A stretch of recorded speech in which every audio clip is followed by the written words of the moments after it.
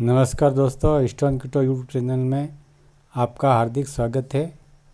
आज हम east facing में बनाए हुए घर के बारे में बात करेंगे। ईस्ट फेसिंग में बने हुए घर में कितना फ़ायदा होता है और वो जो बेनिफिट है उसके बारे में बात करेंगे। देखिए, वैसे तो मान्यता के अनुसार सबसे अधिक ईस्ट फेसिंग घर के लिए ही विचार करते हैं। ईस्ट फेसिंग एक ऐसा फेस है जो किसी भी राशि के लिए मतलब यानी किसी भी राशि के लिए आप ये बना सकते। घर बनाएंगे तो भी ईस्ट फेसिंग का उसके साथ में सूट होता है। तो ईस्ट फेसिंग के फ़ायदे ये पहला फ़ायदा ये है कि आपको सुबह की जो ताज़ा धूप होती है वो ईस्ट फेसिंग होने की वजह से आपके घर में अगर दरवाजे और खिड़कियाँ जो भी ईस्ट फेसिंग में दी हुई है उससे पूरा घर में प्रकाश आता है, जिससे सकारात्मक ऊर्जा का निवास होता है और नेगेटिव ऊर्जा जो भी घर में होती है नकारात्मक वो बाहर निकल जाती है। दूसरा, सूर्य की जो धूप की जो किरणें पड़ती है उस किरणों से छोटे बड़े जो भी कुछ कीड़े मकोड़े होते हैं वो भी धूप से मर जाते हैं। इसलिए अगर वैज्ञानिक दृष्टि से देखें तो भी ये आपको फ़ायदा होता है। दूसरा, हम अगर ईस्ट फेसिंग का घर बनाएं तो घर बनाने में किचन जो साउथ वेस्ट का कॉर्नर में होना चाहिए, वहीं पर होना चाहिए जहाँ पर जैसे कि अभी यह किचन यहाँ पर बताया गया है ये कॉर्नर में है। और सीढ़ी को वेस्ट दिशा में वेस्ट में बनाना चाहिए जो पश्चिम दिशा में बहुत अच्छी होती है। और मास्टर बेडरूम एकदम पश्चिम कॉर्नर में अगर होता है तो आपको बहुत ज़्यादा प्रॉफिट होती है और जो मकान को मालिक होता है उसके लिए मास्टर बेडरूम होता है तो उसके लिए बहुत फ़ायदेमंद होता है, जिसमें तरक्की और उसको नींद जब सोने में नींद बराबर आती है यहाँ पर।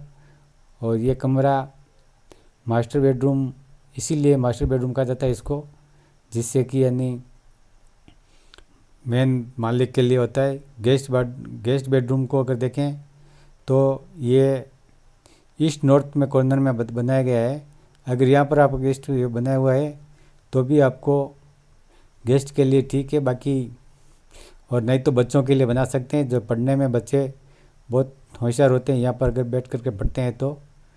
और इसी के साथ में दूसरा जो बेडरूम है ये नॉर्थ वेस्ट में है। ये जो बेडरूम है ये अपने घर में किसी भी वैसे बुजुर्ग लोग हैं जिनके लिए भी बना रख सकते हैं और बच्चों के लिए भी रख सकते हैं।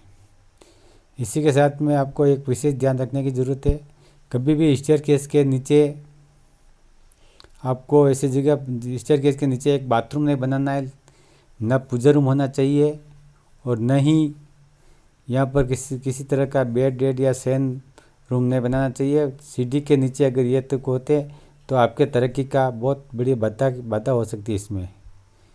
इसी के साथ में ईशान कोण में आप जो पानी के लिए जो वाटर टैंक होता है, जो पानी जो ज़मीन के अंदर रखते हैं वो है तो वो आप ईशान कोण में यहाँ पर रख सकते हैं, जिससे कि आपको बहुत कुछ फ़ायदा होगा और पानी का अच्छा पानी स्वच्छ पानी आएगा।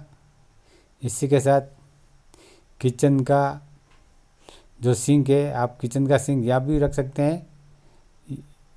ये जो ईस्ट और नॉर्थ कॉर्नर में यहाँ पर रख सकते हैं और यहाँ भी साउथ वेस्ट कॉर्नर के ऊपर भी रख सकते हैं। और अगर ओवरहेड टैंक जो छत के ऊपर जो टैंक लगा जाता है वो आपको हमेशा यहाँ पर ये कॉर्नर के ऊपर रखने की ज़रूरत होगी। यहाँ पर ऊपर रखिए, जो वास्तु के अनुसार बिल्कुल व्यवस्थित रहेगा, क्योंकि वास्तु के हिसाब से ये कोना भारी कोना माना गया है। और भारी कोने का मतलब ये होता है कि यहाँ पर ये हाइट में भी हमेशा दीवार बनाने के ऊपर भी दीवार थोड़ा ऊपर होना चाहिए, या ऊपर टंकी रख देंगे तो ये वास्तु का बहुत एकदम अच्छा हो जाएगा वास्तु के हिसाब से। और आपको ऊपर का जो टंकी है कभी भी यह कॉर्नर के ऊपर नहीं रखना है। जो ईस्ट नॉर्थ का जो कॉर्नर है ईशान कोण बोलते हैं, ईशान कोण में ऊपर टंकी नहीं रखना है। अगर ऊपर का नीचे का पानी का ज़मीन के अंदर बनाना है तो यहाँ पर बनाना है, और अगर पानी के छत के ऊपर रखना है तो ये कॉर्नर में बनाना शुभ होता है। इसी के साथ मित्रों बाथरूम या जिस जगह पर जो दिया गया है यहाँ पर आप लेटरिन बाथरूम बना सकते हैं, लेकिन यहाँ पर और ये कॉर्नर के इधर भी तो नहीं बना सकते हैं। इसी के साथ हॉल में भी आप अपने वास्तु के हिसाब से आप जितना बड़ा हॉल चाहिए हॉल भी है। हॉल में सीढ़ियों का हॉल में होना ही बहुत है। अगर किराया देने के लिए बनाए तो वो बाहर से बना सकते हैं अलग से। बाकी स्टेप को गिनती से 18-19 भी रख सकते हैं।